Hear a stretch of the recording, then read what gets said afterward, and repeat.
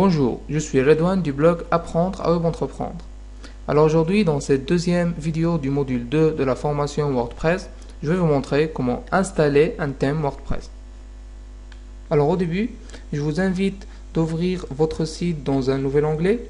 Alors comme ça, vous aurez la possibilité de basculer facilement entre votre site et votre back-office pour pouvoir suivre directement les modifications que vous faites.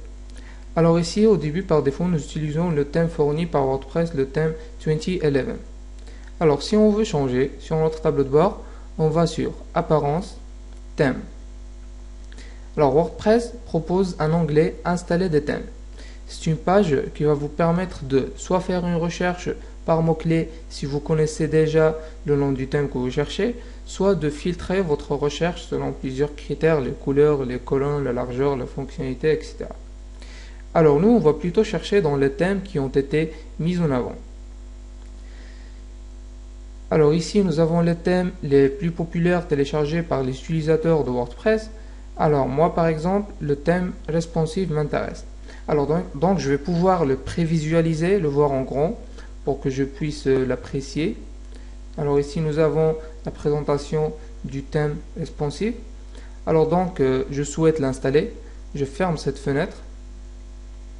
Et je clique sur Installer maintenant.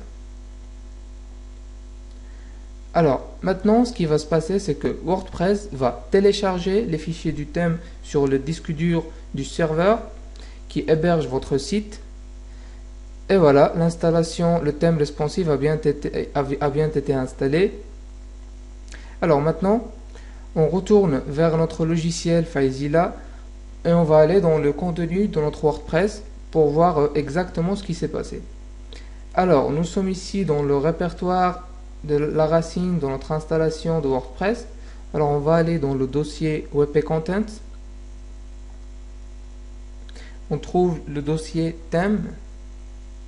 Alors, j'actualise. Et voilà. Ici, on trouve les deux thèmes que nous avons déjà installés, fournis par défaut par WordPress, qui sont les thèmes 2010 et 2011. Et ici, le thème que je viens d'installer, qui est le thème responsive. Alors, on retourne sur notre back-office. Alors, c'était juste pour montrer ce qui s'est passé. On n'a pas besoin d'effectuer cette manipulation à chaque fois qu'on installe un nouveau thème. Alors, pour mémoire, actuellement, le thème que nous utilisons sur notre blog est le thème 2011. Alors, notre blog a cette apparence. Alors maintenant, ce qu'on va faire, c'est on va activer le thème responsive. Alors, on clique sur Activer.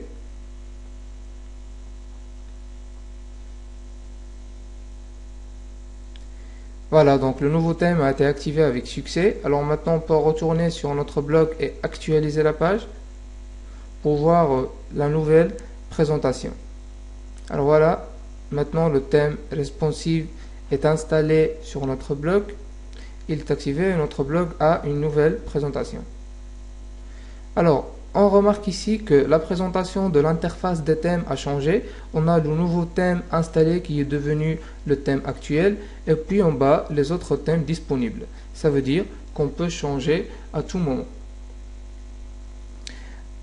Alors, maintenant on aborde une notion très importante, c'est la différence entre le contenu et le contenant. Alors le contenu, c'est le texte, c'est le bonjour tout le monde, votre titre, votre sous-titre, etc. C'est les articles que vous allez écrire sur votre blog, les différentes catégories que vous possédez, le menu, etc. Alors le contenant est la présentation et cette distinction est très importante parce que ça veut dire que à l'avenir, lorsque vous souhaiterez changer votre site, vous allez tout simplement modifier sa présentation.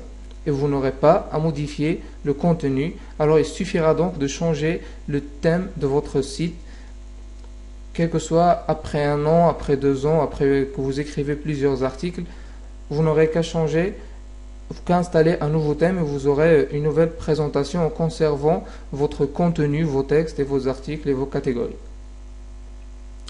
Alors, une dernière chose concernant les thèmes WordPress, c'est que en installant un nouveau thème, cela va avoir une répercussion sur notre back-office. Ça veut dire que chaque thème que nous installons peut ajouter des fonctionnalités à notre back-office qui sont des menus qui servent à personnaliser notre thème. Par exemple, ici nous avons option du thème. Ce sont des options relatives au thème responsive. Alors ici, nous pouvons télécharger un nouveau logo, alors déterminer le titre, le sous-titre de notre blog. On peut aussi ajouter les liens vers notre différents réseaux sociaux pour que leurs icônes s'affichent automatiquement sur notre blog WordPress. Alors, on a aussi une une fonctionnalité qui a été ajoutée par WordPress dans sa dernière mise à jour, la mise à jour 3.4. Alors on a ici un nouveau menu qui apparaît dans l'onglet apparence thème, qui est le menu personnalisé. Alors ici, ce nouveau menu de personnalisation permet d'effectuer des modifications et voir ce qui se passe dans notre blog au temps réel. Ça veut dire sans avoir à passer au blog et faire une actualisation, directement depuis notre interface, notre tableau de bord WordPress, nous pouvons prévisualiser les modifications que nous faisons sur notre blog WordPress. Alors ici par exemple, je peux changer la couleur de fond, je peux mettre une couleur rouge ou une couleur verte de fond et je peux prévisualiser les modifications directement sur mon blog. Alors ici par exemple, choisir une autre image d'en-tête ou mettre une autre image d'arrière-plan. Alors cette nouvelle fonctionnalité est vraiment très pratique pour pouvoir voir directement les modifications que nous faisons sur notre blog. Ensuite, quand on choisit l'apparence dans notre blog, on clique tout simplement sur enregistrer et publier. Et maintenant, si nous retournons sur notre blog WordPress et on actualise la page, on a le blog avec les nouvelles modifications que nous avons faites. Alors c'est la fin de cette deuxième vidéo de formation du module 2. Alors si vous voyez cette vidéo sur YouTube, je vous invite à cliquer juste en bas sur le lien pour pouvoir accéder aux autres vidéos de la formation gratuite WordPress proposée par moi sur mon blog Apprendre à Web Entreprendre. Alors je vous donne rendez-vous avec la prochaine vidéo de formation. À très bientôt.